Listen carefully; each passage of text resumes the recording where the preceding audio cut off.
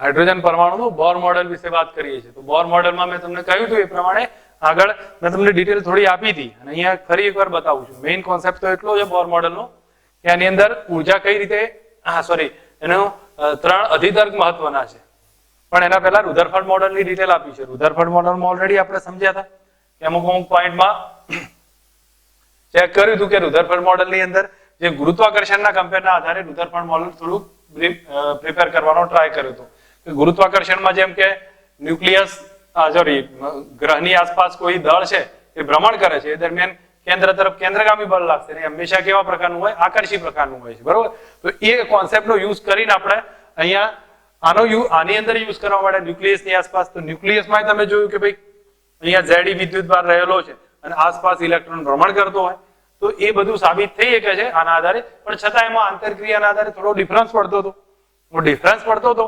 એટલે આ બધી સાબિતી પહેલા અમુક રુધરફોર્ડે થોડી વધારાની ડિટેલ આપી અને એ જે કામની નહોતી. તો એ કામની નહોતી એટલા માટે એમને શું કહ્યું હતું એ સમજીએ આપણે. રુધરફોર્ડે મેં તમને ઓલરેડી આગળ ડિસ્કસ કરીને થોડી વાતચીત કરી હતી કયા મોડેલમાં કઈ રીતે રજૂ કર્યું હતું. એને કહ્યું કે કેન્દ્રમાં Ze વિદ્યુતભાર રહેલો છે ન્યુક્લિયસનો અને આજુબાજુ ઇલેક્ટ્રોન ફરે છે. પણ ઇલેક્ટ્રોન ફરતો હોય તો એ દરમિયાન પ્રવેગી ગતિ કરે છે, એટલે પ્રવેગ હશે. પ્રવેગ હોય ધેટ મીન્સ પ્રવેગી ગતિ કરશે તો ઉર્જાનું ઉત્સર્જન કરશે. ઉર્જા ઉત્સર્જન કરશે તો ઉર્જા ઘટવા લાગશે. ઉર્જા ઘટશે તો રેડિયસ ઘટશે, ત્રિજ્યા ઘટશે. તો ત્રિજ્યા ઘટે તો આવું થાય. આ પ્રમાણે ભ્રમણ કરતો કરતો આગળ છેલ્લે કેન્દ્રમાં શું થઈ જાય? સ્થિર થઈ જાય. તો કે આનો ન્યુક્લિયસની સ્થિરતા જ ના સમજાય એક રુધરફોર્ડ મોડેલ. તો અહીંયા એ જ વસ્તુનું ક્લિયર કરી છે. જો તમે સમજશો તો આપણને થોડું આના આધારે ડિટેલ આપવાનો ટ્રાય કર્યો છે કે સૂર્યગ્રહની તંત્રની જે વાત કરીએ છીએ તો એની અંદર તો ભ્રમણ સ્થાયી થાય છે, તો ઇલેક્ટ્રોન પણ સેમ કન્ડિશનમાં છે, એટલે ગ્રહના આધારે જ આપણે સમજવાનો ટ્રાય કર્યો. પણ કુલમના નિયમમાં જોયું તો એમાં આંતરક્રિયા કરે છે અને પ્રવેગી ગતિ કરે છે ભરતો હોય. ત્યારે પ્રવેગી ગતિ કરશે તો વિકિરણનું ઉત્સર્જન કરશે અને એના કારણે ઉર્જા શું થશે? સતત ઘટતી જશે. ઉર્જા ઘટશે તો ત્રિજ્યા ઘટતી જશે અને ઇલેક્ટ્રોન સલ્ફિરાકાર ગતિ કરીને છેલ્લે કેન્દ્રમાં કેવું થઈ જાય? સ્થાયી થઈ જાય. આ એની ડિટેલ હતી, બરોબર. પણ પછી એમાં કોઈ સાબિત થયું નહીં, એટલે એ માટે એક ખોટો ખ્યાલ સાબિત થયો છે એનું મોડેલ. એમાં વધારે જવાની જરૂર નથી, આપણે પ્રિપેર કરવાનો મતલબ નથી. પછી આપ્યું છે બોરની અધિતર્ક માટે. તો નીલ બોરે 1912 ની આસપાસ આ ડિટેલ માહિતી આપી. 100 વર્ષ પહેલાની વાત છે. તો એ વખતે આ બધી માહિતી આપી અને પછી એની સમજૂતી આપી. એમાં 3 અધિતર્ક નક્કી થયા. એ 3 અધિતર્ક આપણા માટે મહત્વના છે. આપણે જે ક્વેશ્ચન પૂછાશે બોરના 3 અધિતર્ક સમજાવો, તો અહીંયા આપણે 3 અધિતર્કનું પ્રોપર રીતે સમજ રાખો. પહેલા અધિતર્કમાં એણે એવું કીધું છે કે ઇલેક્ટ્રોન ઘણી બધી કક્ષાઓ હશે, એમાંથી ફક્ત એવી જ કક્ષામાં અથવા તો જે કક્ષામાં ભ્રમણ કરશે એમાંથી કોઈ ઉર્જાનું ઉત્સર્જન નહીં કરે. રુધરફોર્ડ કરતો ઉર્જાનું ઉત્સર્જન કરશે અને ત્રિજ્યા ઘટશે. અમને કહ્યું કોઈ ઉર્જાનું ઉત્સર્જન નહીં કરે. તો અહીંયા સમજાવ્યું છે ઇલેક્ટ્રોન સ્થાયી કક્ષાઓ છે ને એમાંથી ભ્રમણ કરે ત્યારે ઉર્જાનું ઉત્સર્જન કર્યા વગર ભ્રમણ કરશે, અને એ જ્યારે સ્થાયી કક્ષામાં ભ્રમણ કરશે ત્યારે એની ઉર્જા અચળ રહેશે. તો એ ઉર્જાને સ્થાયી ઉર્જા કહેવામાં આવે છે. તો અહીંયા જુઓ, આ જ્યારે ઉર્જાનું ભ્રમણ કરશે ત્યારે ઉર્જાનું ઉત્સર્જન કરશે નહીં અને એમાં ચોક્કસ સ્થાયી અવસ્થા મળી જશે એને. અને જેટલી જુદી જુદી સ્થાયી અવસ્થાઓ બનશે એ બધાની ઉર્જા અલગ અલગ હશે. તો દરેક શક્ય અવસ્થા માટે ઉર્જા ધરાવશે અને જેટલી બી સ્થાયી અવસ્થાઓ બનશે એની ઉર્જા અલગ હશે. એટલે આ અવસ્થાનો પરમાણુ સ્થાયી અવસ્થાઓ કહેવામાં આવે છે. પહેલો અધિતર્ક દરેકને ખ્યાલ આવે એવો છે.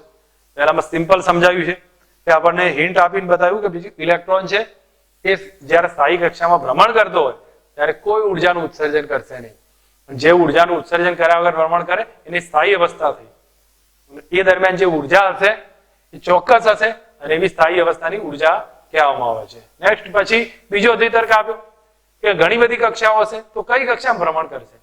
તો એવી જ કક્ષામાં ભ્રમણ કરે કે જેનું કોણીય વેગમાન છે એ h/2π ના પૂર્ણ ગુણાંકમાં હોય. ધેટ મીન્સ nh/2π જેટલું હોય. ઘણી બધી કક્ષાઓ હશે પણ એવી જ કક્ષામાં ભ્રમણ કરે જેનું કોણીય વેગમાન h/2π ના પૂર્ણ ગુણાંકમાં હોય.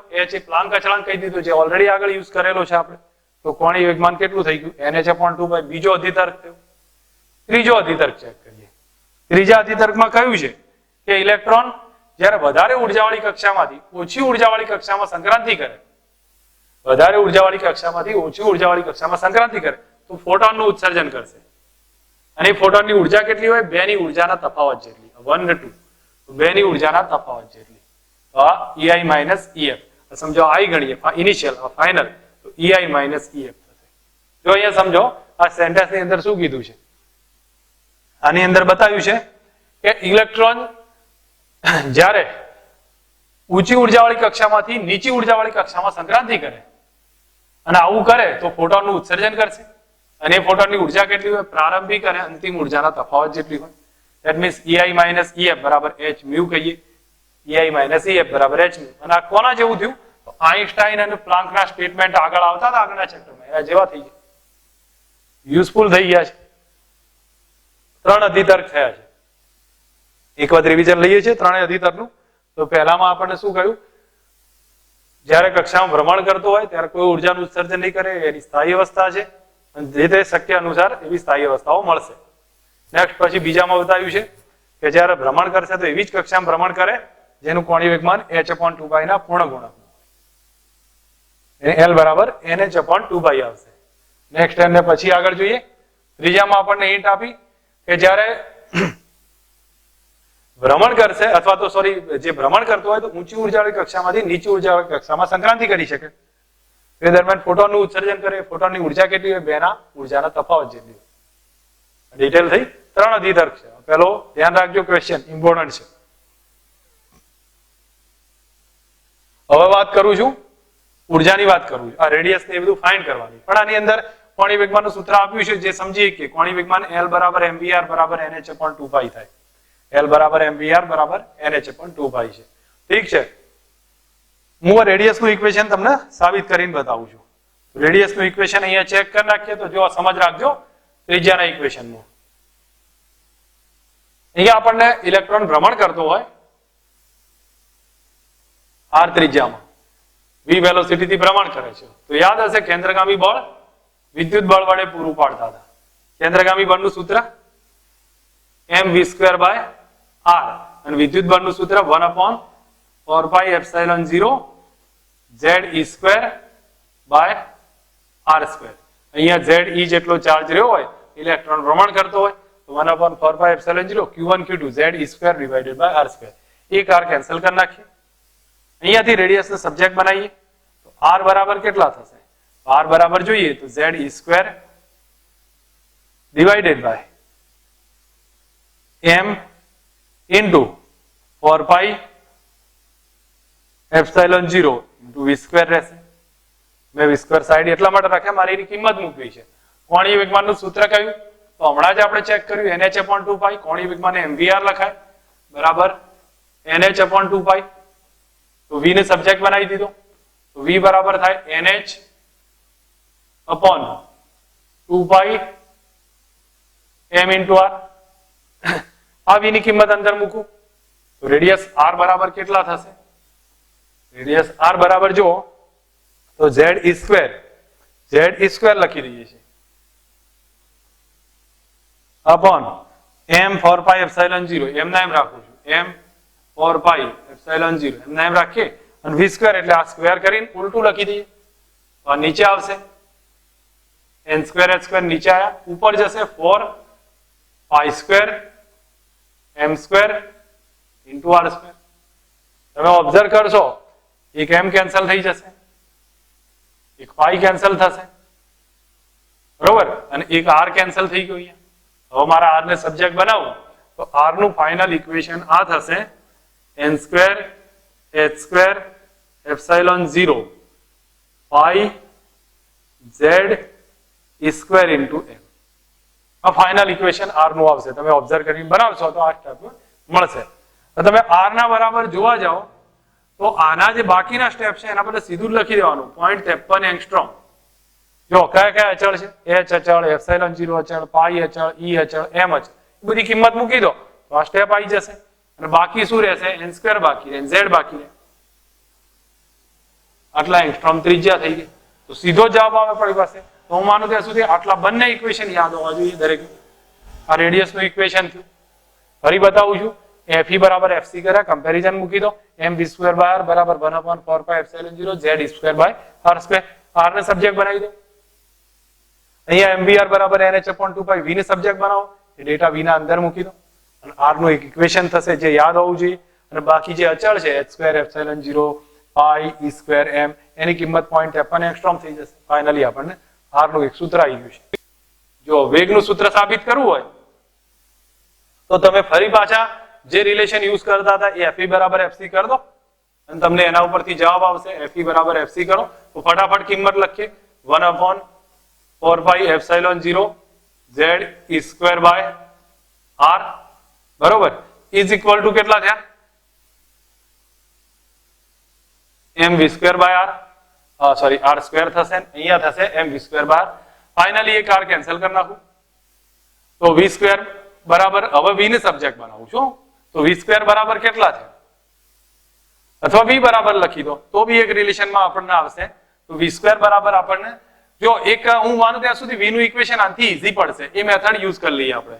mvr બરાબર nh/2 એમાં ઈઝી પડી જશે. બોલો l બરાબર કયું સૂત્ર mvr is equal to nh/2 હવે એક કામ કરો આની અંદર r ની કિંમત લખી દો તો જલ્દી જવાબ આવશે. r કેટલો હતો n square h square epsilon 0 pi z e square into m. આ ડેટા મૂકી દો અને v ને સબ્જેક્ટ બનાવી દો તો આપણું સીધું રિઝલ્ટ આવશે. તો જો m r સાઈડમાં રાખ m v સાઈડમાં રાખું છું m ઇન્ટુ v. r ની કિંમત લખી દઉં છું n square h square epsilon 0 pi z e square into m is equal two nh/2 આમાં સીધો જવાબ આવી જશે. n કેન્સલ કરી દો એ કેન્સલ કરી દીધા h પણ કેન્સલ થઈ જાય એક અને પાઈ કેન્સલ થઈ જશે. તો બોલો v ને સબ્જેક્ટ બનાવું તો v બરાબર કેટલા થાય જો તમે સિદ્ધાર્થમાં મને કહો v બરાબર જો તો અહીંયા nh નીકળી ગયા તો અહીંયા તો 2 જ રહ્યું છે નીચે 2 જ છે તો આ સ્ટેપ ઉપર જશે z e square into m z e square into m અને નીચે આવે 2nh એપ્સિલોન 0. બોલો ક્લિયર ને ઓકે 2nh એપ્સિલોન 0 ઠીક છે. હવે તમે આની અંદર જુઓ તો v બરાબર મારી ભૂલ છે કે લખવામાં અને m રહી ગયો ઓકે m છે ઓકે m કેન્સલ થઈ ગયું છે ઠીક છે બરાબર. તો મારાથી એક રહી ગયું છે અહીંયા લખવામાં જ આને કેન્સલ કરી દઉં છું. ઓકે બરાબર ને.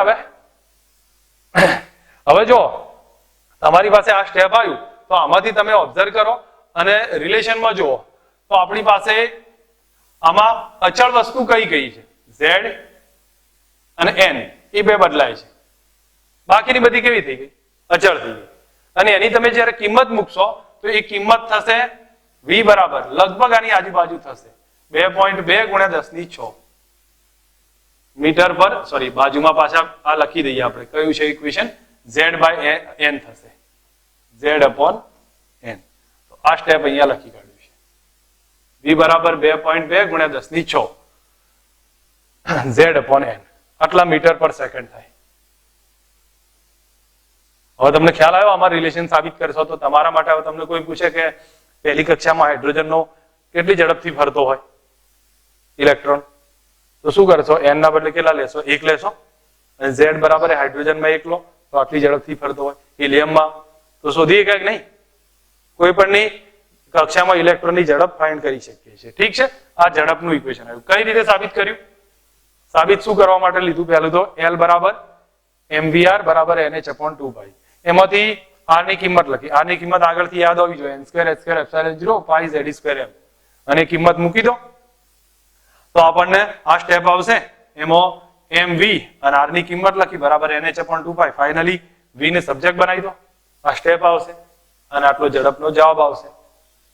હવે એક કામ કરીએ ઉર્જાનું રિલેશન લેવું હોય તો યાદ કરો ટોટલ એનર્જી કેટલી થતી હતી તમને એ તો યાદ હશે કુલ ઉર્જા હા k પ્લસ u u કહી શકીએ ને e બરાબર તો અહીંયા લખું છું e બરાબર કુલ ઉર્જા e બરાબર k પ્લસ u અને ફાઇનલી આપણે સાબિત કર્યું હતું કોઈને યાદ છે આ ઇક્વેશન e બરાબર કેટલા થતા okay minus z e square upon 8 pi epsilon 0 into r. Okay થતું હતું આ રિલેશન તમારે આર ની કિંમત મૂકવાની આવશે ફરી પાછી આમાં. બોલો આર ની કિંમત કેટલી હતી? n square h square s square epsilon 0 pi z square into m. Bus data મૂકી દો. બરોબર. તો E બરાબર હું જોઉં અહીંયા તો જો માઇનસ z સ્ક્વેર એમના એમ રાખું 8 પાઈ એપ્સિલોન 0 એમના એમ રાખું. r તો નીચે છે તારું ઉલટાઈ દો. ઉલટાવશો એટલે આપણે શું કરી દઈએ n square h square epsilon 0 નીચે રાખ્યા અને ઉપર જશે પાઈ. બરોબર છે. હવે તમે જો પાઈ શું થઈ ગયું? કેન્સલ થયું. ઠીક છે. તો E બરાબર કેટલા આયા? z સ્ક્વેર થયા me4 z square me4 8 epsilon 0 h square n square આવું રહે છે. જો z square me4 8 epsilon 0 square h square અને n સ્ક્વેર. તો આ થઈ ગયું ઉર્જાનું સૂત્ર. આમાં તમે અચળ શું છે જુઓ. me4 અચળ હું અહીંયા સાઈડ રાખી દઉં. me4 અચળ છે 8 એપ્સિલોન 0 સ્ક્વેર h સ્ક્વેર. એના બદલે કેટલા થાય? 13.6 ઇલેક્ટ્રોન વોલ્ટ. સાબિત કરશું તો એટલા આવી જશે. તો આપણે E બરાબર કેટલા થયા? માઇનસ 13.6 ઇલેક્ટ્રોન વોલ્ટ સોરી 13.6 અને બાકી શું રહ્યું? z square by n square. તો ઉર્જા થઈ ગઈ નહીં ઉર્જા? એટલે તો ગતિ ઉર્જા કેટલી થાય યાદ કરો. અને x લઈએ કેટલા? Minus x. તો ગતિ ઉર્જા કેટલી? Plus x. તો ગતિ ઉર્જા કેટલી થઈ જાય? Plus 13.6 z square by n square. તો સ્થિતિ ઉર્જા કેટલી થાય? Minus 2x. આનાથી ડબલ માઇનસ 2 ઇન્ટુ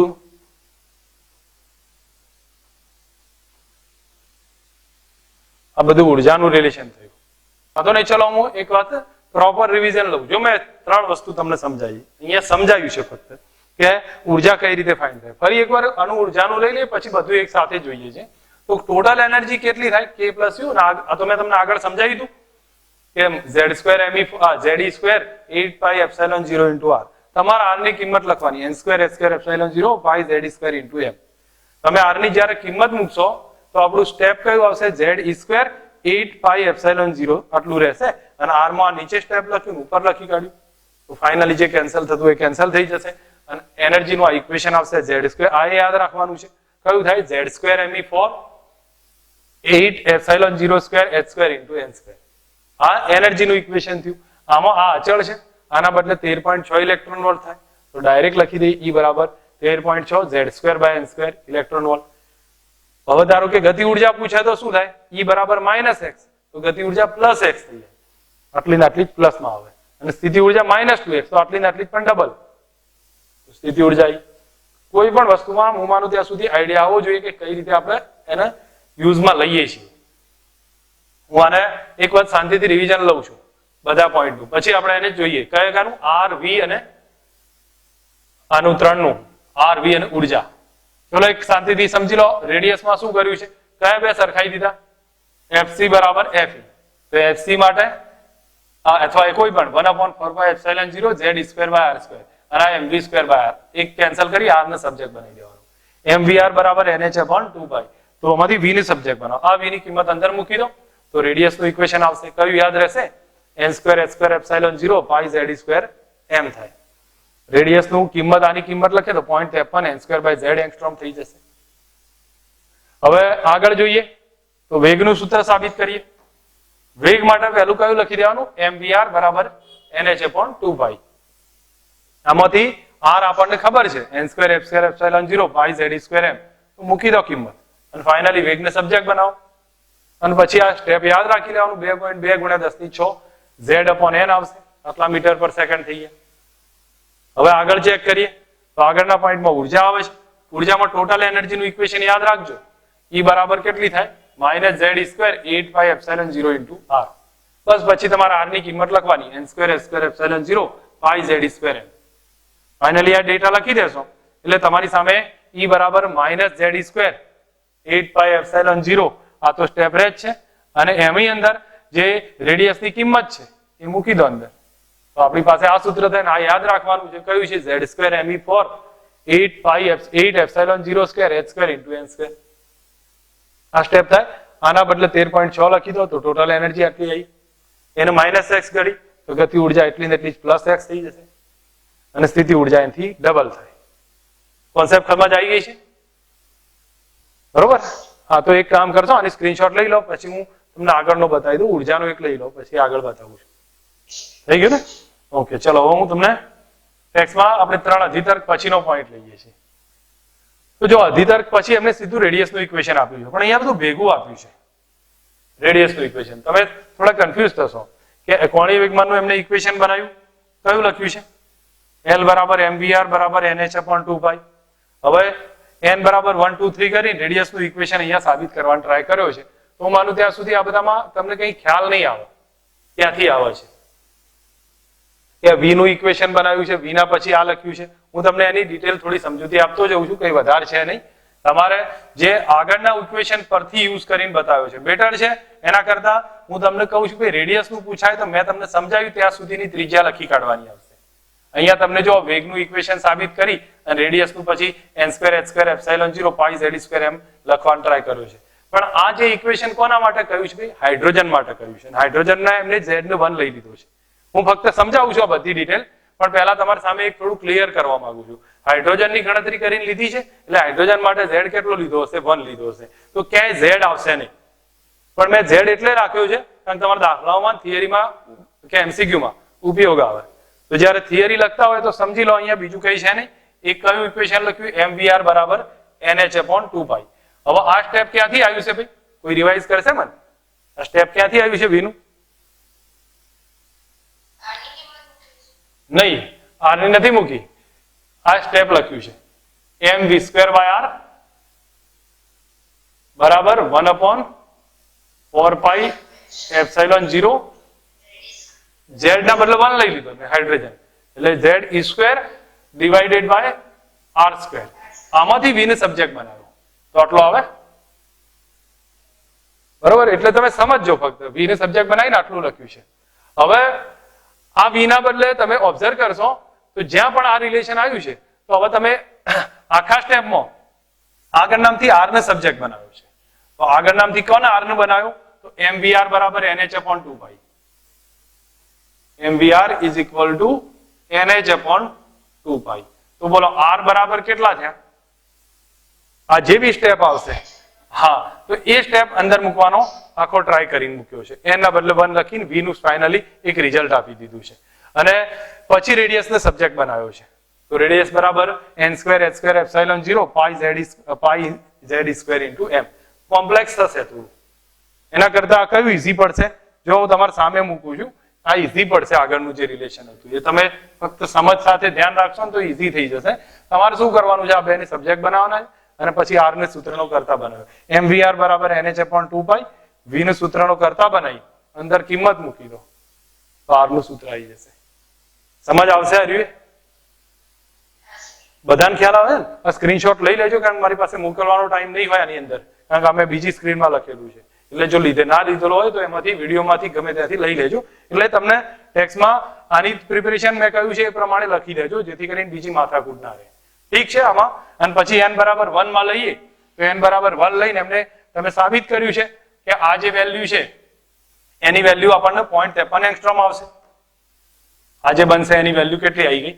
0.53 એંગસ્ટ્રોમ. તો આ કેટલા થયા? 5.29 ગુણ્યા 10⁻11. એને શું લખી શકું?